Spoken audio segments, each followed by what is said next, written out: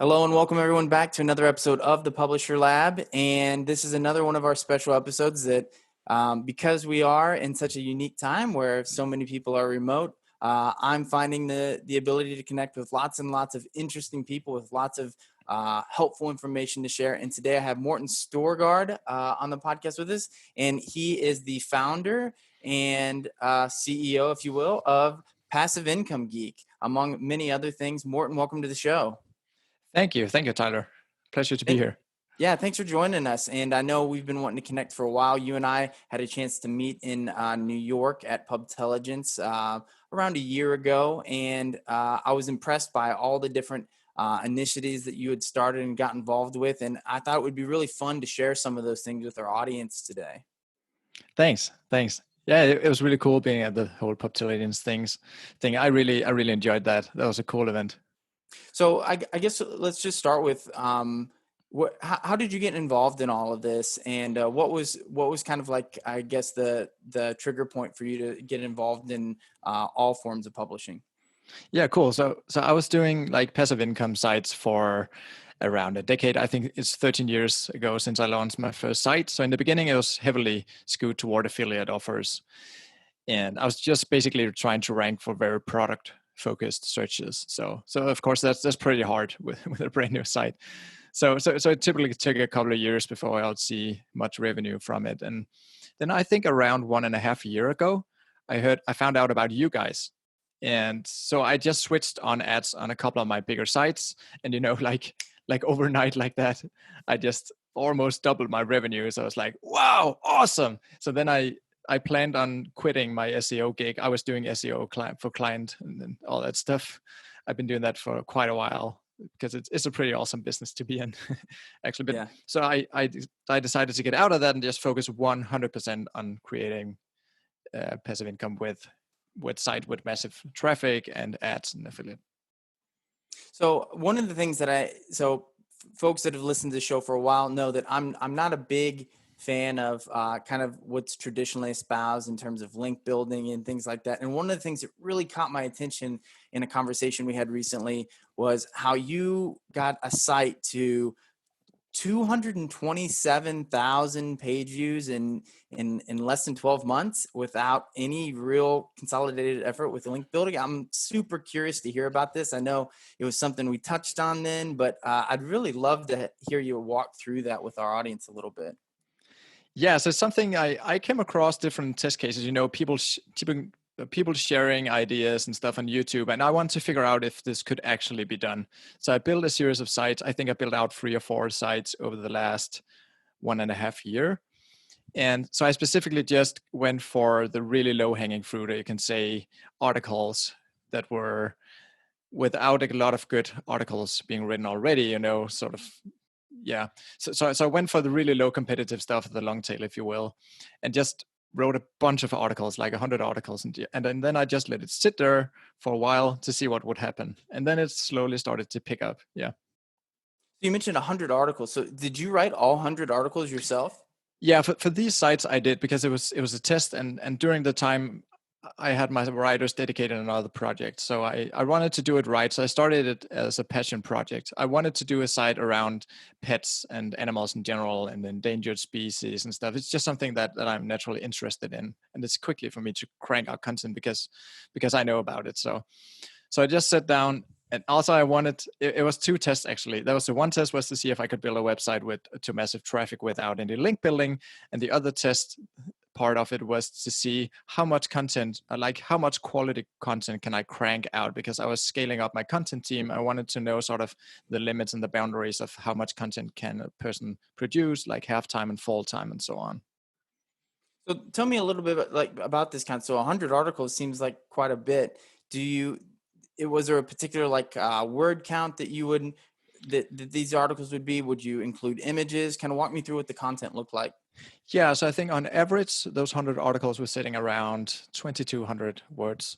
So I think for most people, that's rather long format, right? And I just wanted, and that was also part of the test to see if I could produce like killer content, by far the best article, on teeny tiny topics, to see if I could nail those #1 searches in Google. And yeah, it turned out I totally could.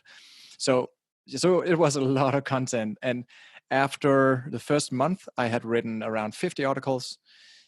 And I also had other stuff to do because I have a pretty big publishing company that I need to run, and I have a kid and a wife, and so it was not like I was blocking 40 hours per week, probably 20 hours per week, like really focused work. So yeah, so after after a month, my hand got really sore, from typing like constantly day and night. So I started doing voice typing, and so I was just really testing around a bunch of stuff to see how much could I crank out consistently. You mentioned the voice typing just now. So Yeah. how effective is that? And could you maybe mention what technologies you used and what types of Yeah. editing you would have to do to that? Yeah, exactly. So I'm using the basic function built into my MacBook Pro. So you just double tap on the command key and it will have this built-in feature to record and translate it. And then I just bought a really good mic, so a directional mic, like a good podcasting mic that I'm using right now. So really close to my mouth, same angle all the time. I did a little digging into this. So you need to keep it at a consistent angle and also consistent distance in order to get it just right, because the system will learn how you're talking and the pace and the tone of voice and all that. So yeah. Yeah, that's interesting. So whenever you would finish, so a lot of times, I'll write an article and I'll have to kind of think a little bit about how I want to phrase something. There's that classic trope of, it's easier to write something long than it is to write something short. And so how would you go about using voice to kind of capture the things that you wanted to put onto a page? Yeah, so that's the thing. Also, I think my writing style is pretty casual. It's not super factual and what can I say, academic in any way. It's more like talking to your neighbor. So since it's that style, I think it made it easier to do it like this because it's more of a conversational tone. But I had to slow down my pace like significantly and sort of speak like this, like a robot, in order to make it catch everything. But also, again, I didn't want to do it too much because it also needed to learn how I'm speaking. So I think I hit a good middle ground there. But also English is not my primary language as I'm here in Denmark, but it definitely improved my English. So if you're not an English speaking person, it's the way to go if you want to get better at it. Yeah, absolutely. Well, there's a lot of impressive things that you've done here. I mean, second language, voice typing, 100 articles in a short period of time. And I think one of the things that sticks out to me here is, the efficiency that you were able to achieve this with. And you mentioned the fact that this was a subject that you were both passionate about and knew a little bit about. So if someone was like trying to do this, would you say that that was like a big advantage that you had on this particular site, is knowing a decent amount about the subject? Yeah, definitely. I mean, if you want to write the content yourself, but now I'm at a point, or I think 95% of my content is outsourced, and then it doesn't matter as much, right? But I'd say if you want to write it yourself, and if you're starting out as a new publisher, you should definitely go for something where you at least could be interested, to get into this stuff. Because I also built some websites myself on topics that I didn't really, I was not personally invested in any way in those topics. It was just for the money. And I just found myself abandoning this site, and they just turned into dinosaurs quickly. Passive income entities, but I stopped developing these sites. So I would definitely go for something where you at least have a little bit of passion. And when you have a topic like that, there's a lot of different methodologies and things like that for keyword research. But one of the things that's interesting to me is you'd mentioned not building links actively or anything along those lines. And so I'm curious as to what you thought the principles that your content had that allowed you to basically circumvent the need for any kind of active link building and things like that. Yeah, exactly. And so that was the primary part of the test. And so it's something I go into much more depth to on my YouTube channel. It's I would say that it's one of the main focus areas, teaching people how to do this without a ton of link building. But I would say, so it's a long topic. It takes a while to really get into it. But I would say if I need to boil it down to how I could do that, I would say it's primarily on doing like really digging deep for underserved topics, like finding really long tail keywords, phrases that people would type into Google and search for, and I could find these with, the people also ask box in Google, and the related searches at the bottom of the Google search page. And also when you start typing something into Google, the Google autocomplete will suggest phrases for you. So I digged really deep into those places to find something, starting out with something kind of weird, just questions that people would ask, but that nobody in their right mind would write an article about. So I remember my first article on the animal and the pet site was, why do giraffes have horns? They have these little things on the top of their heads. So of course nobody wrote anything about that. So when I crank out 1,200 words about that, or 1,500 words, I was just shooting to number one. Or not shooting, I would say it took like 6 months, or maybe no, I think for the first couple of articles it took 8 to 9 months to get decent traffic and just to start ranking in the top 3. So I would say the ranking process was a little slower. So that's interesting. But then again, I would happily sacrifice a couple of months in the in the building phase, and then in return have a super clean site, in terms of, if we're talking black hat, gray hat, all that Google stuff. I don't want any, flags, any red flags on my sites, because I'm definitely in this for the long run. And I'm in the long game. It's a marathon for me. It's not a sprint. Yeah, and I think one of the things that's interesting about that is, there's so many publishers that I've seen over time that have been able to develop such a great, consistent form of traffic. In many cases, I would describe the publishers as accidentally successful, because they almost don't know anything to get them in trouble, so to speak. Yeah, Like, exactly. they don't know to build any links. They don't know to, they're just Yeah. writing about something they're passionate about, and over a long period of time, that can really pay off. But having a more strategic approach obviously allows you to accelerate that. So I'm curious, without any consolidated efforts like trying to build the links, was that something that happened organically, or did the content really just rank just fine without any backlinks? Yeah, I would say the first article is definitely ranked without any backlinks. I placed 2 links, I should say. One link from my other site, Go Downsize, which is a pretty established site with a couple of 100,000 page views per month. So it's about lifestyle and traveling and stuff. So I was already, or one of our writers was writing an article about how to travel with pets. So it made perfect sense, because it was on the same topic, so to speak. So I placed 2 links, and that was basically also just to make Google aware of the site. Of course, I told Google in the Search Console that the site is out there, it's existing, but I just placed those 1 or 2 links, but it didn't take up any of my time. I was not reaching out. I had the sites already, but I think, getting back to the question, I mean, if you were to sort of accidentally stumble upon a lot of traffic, I think most of those sites, at least the publishers that I've been working with personally as an SEO consultant, if they don't know too much about it, I would say normally it would look like this: that they had a ton of traffic from Facebook or Pinterest, and then after a while they'll start getting much more from Google as well. But this site was built like 90% on Google search traffic, which in my book is the best traffic, because it's not going away with a trend. Maybe Pinterest is making it harder to get that traffic off of the site, with paid ads and stuff like that. So yeah, so there's that. That's excellent. And I want to touch on another topic that you'd brought up just a few moments ago, and that is outsourcing content. So you mentioned this in the very beginning, and you mentioned just previously, but I'm actually partially curious on what you do with a site like the one that you've just built. It's kind of like a passion project, and it ends up being successful. Do you then say, I'm going to take my process now and I'm going to systematize it and deliver it to writers? Or, do you have a different approach for, a project like this? I guess kind of give me your thought process behind outsourcing writers.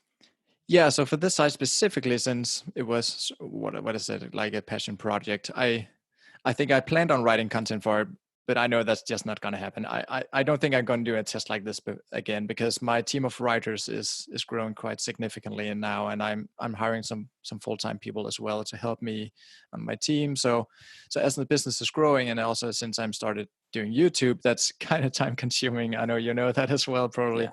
So that takes a lot of time, and I'm cranking out 2 videos per week. So I don't have time to do that anymore. So now I'm all about finding good people, get them on the site, So for all my sites, I think I'm building out 6 or 7 bigger sites right now. So I have like people assigned to each site, and then I have an editor getting all those articles. So the writer will put the article up in draft mode in WordPress, and my editor will take them from there, put on images, and make sure everything looks totally tight and everything is formatted all right and looks like the site in general. And she'll press publish on it, and then she'll report back to me weekly, and we'll have a meeting about it. So that's my process around it right now. Do you have a similar process in terms of writing guides, or the way that you want writers to approach the content, or even the editors to look it over? And does that differ between the sites, or is that something that you have that's kind of like, I've got something that I really like that works well for me? Yeah, I have a very similar style across all the sites. So before I hired my editor, she was my writer. She was my best writer, one of my writers. And at that, up to that point, I was the editor. So it was starting to take up half of my time just publishing all these articles. So you can say I promoted her from being a good writer to being the editor. And as I did that, I gave her all the templates that I have been using, and I started doing sort of a little video course, but training videos that she could give to all the writers, so they would have some of my tone of voice in the training as well. And then I would consult with her. So I would take once per week. I would look at maybe 10 articles, and so that's maybe 15 or 20% of the articles. In the beginning, I would look at those and give her feedback so she could pass it on to the writers. So it was a little tedious in the beginning, but I got some processes built up that she can totally run it now. I mean, I probably talk with her 10 minutes about this, then we talk about other stuff because she helps me out with a ton of stuff. But for the whole publishing routine, it's very, very automated and very, very smooth right now because she's good, and also because I think I was able to build processes around everything. Yeah, that's excellent. And I think that's a great lesson for our listeners, that I think there's probably a lot that are listening that are trying to figure out, like, how do I scale some of the things that I've done that are successful? And Yeah. as we kind of like wrap things up here a little bit, I will mention that, you kind of mentioned that, your YouTube channel, but the channel that you have now, the Passive Income Geeks a brand that you've started, you teach a lot of this stuff, right? Yeah. I go into every step in this process, and I try to teach it on the YouTube channel, and then I'm building up to a bigger course launch later this year, where people get all the secret sauce, and also you get it in a structured and ordered way, so it's easier to do it like step by step with over the shoulder videos and everything. Yeah. And so a lot of the things you've mentioned here, those are the types of things you're publishing on your channel? Yeah, exactly. Yeah. Excellent. Well, we'd encourage everybody to go and check out the channel. You can search for it on YouTube. It is Passive Income Geeks. And yeah, do you without have the S, anything? it's just Passive Income Geek. But I Geek. think people will find it. But I recently rebranded the channel, so they might not find it, but too easily from search. But I think if you type in Passive Income Geek with 3 words, I think you'll find it easily. We'll link to it in the description of the podcast, and then also in the video version. If you're watching this on YouTube, we'll have that in our description as well. And Thanks, Morten, Tyler. we want to thank you for joining us on the show. I think this was there's multiple things you touched on that I found both really interesting, and then also like, boy, that's really, really smart. That's something that I think probably most publishers could probably take something from and immediately apply to their business. So is there anything else that you wanted to share with our audience, or any other projects that you're working on that you'd like to share with everyone?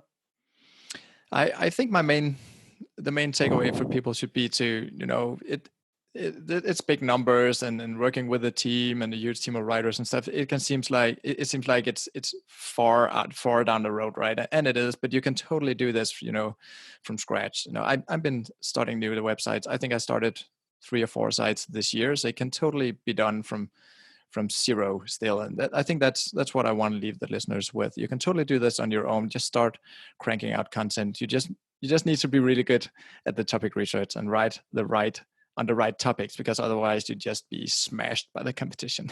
If you had a piece of advice to give somebody that's going to start this for either the first time, or they're going to start something new and they're not really sure about starting something new, what other piece of advice would you give them, other than, be really specific about your topic?